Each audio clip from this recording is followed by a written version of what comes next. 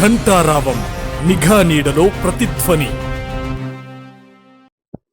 NPDCL sports council సభ్యుల ఎన్నిక. Telangana N P D C L sports and cultural కౌన్సిల్కు సంబంధించిన సభ్యుల ఎన్నికలు మంగళవారం నిర్వహించడం జరిగింది. ఈ ఎన్నికల్లో వేనుకంటి సునీల్ కుమార్, ఇమ్మడి ప్రేమ్ కుమార్, మొహమ్మద్ యాకూబ్ పాషా ఎన్నికైనారు.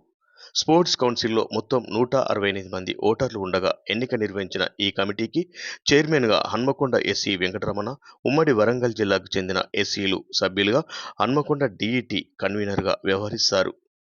స్పోర్ట్స్ కమిటీలో క్రీడాకారుల నుంచి 3 సభ్యులను ఎంపిక చేశారు. 3 సభ్యుల ఎన్నికలకు ఏకగ్రీవం కావడానికి క్రీడాకారుల నుంచి సుముఖత రాకపోవడంతో అనివార్యంగా ఎన్నికలకు వెళ్లాల్సిన పరిస్థితి ఏర్పడింది.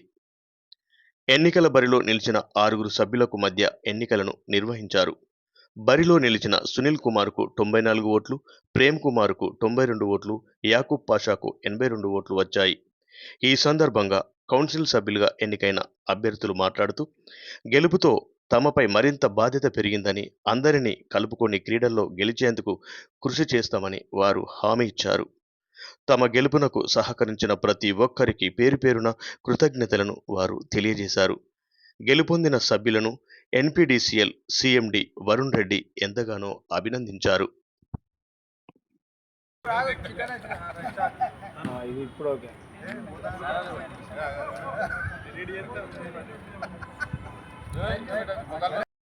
పోతారు ఇంకోటి కూడా వేస్తే, ఎందుకంటే యూత్ ఉన్నది వాళ్ళు కూడా, ఎందుకంటే మనకు ప్లేయర్స్ లేరు, మనం బలవంతంగా తీసుకొచ్చి పెట్టవలసి వస్తుంది. మీ ముగ్గురికి నేను తెలియపరిచేది ఏంటంటే, ఈవెంట్ 3 ఉన్నాయి, దాన్ని రిజర్వేషన్ పాస్ చేయండి, 3ను 4 చేయండి, చాలా సంతోషం. ఎందుకంటే ఈవెంట్లో ఎప్పుడు కానీ మెంబర్స్ వాళ్ళ బ్యాడ్మింటన్ ఇలా కబడ్డీ వీళ్ళు తీసుకొచ్చి ఈడాడు, వన్ తీసుకొచ్చి ఆడాడు, అప్పుడు అందుకే ఏమిటంటే టైంలో ఫైనల్కి వచ్చేసరికి 2 ఒకసారి పెట్టిండు అనుకో, మనం చేతులు ఎత్తవలసి వస్తుంది. అక్కడ లేకుండా అన్నీ చూసుకోండి, ఎందుకంటే మీకు బాధ్యత పెరిగింది. మనం ఏదో గెలిచినామని కాదు, కానీ బాధ్యత పెరిగింది కాబట్టి మీరు మంచిగా చేస్తే మళ్ళీ 2 సంవత్సరాల తర్వాత మళ్ళీ మీరే వస్తారు. మనదాలనే ఇది ఒక్కటి కాదు, నాకు నచ్చింది ఏంటంటే, నిజంగా ఎన్నో సంవత్సరాల నుంచి మనం కావాలని అనుకున్నాం, అది ఈ కోరిక నెరవేరింది. కానీ నిజంగా ఎవరో ఇస్తే తీసుకుంటే యునానిమస్గా గెలిచినా కూడా బాగుండపోవు, కానీ ఒక ఓటర్ ద్వారా నువ్వు ఒక మన ఎవరైతే కార్మికుడు ఉన్నాడో, ఎవరైతే ఆడగారు ఉన్నాడో ఓటేసి గెలిచిన కాబట్టి నిజంగా మీ గొప్పతనం. ఎందుకంటే మీ మీద నమ్మకం ఉంచుకొని ఓటేసింది కాబట్టి ఆ నమ్మకాన్ని వమ్ము చేయకుండా ప్రతిదీ మీరు చేయాలని కోరుకుంటూ, వాస్తవంగా చాలా సంతోషం. మీ టీం బాగా చేస్తుందని నాకు నమ్మకం ఉన్నది.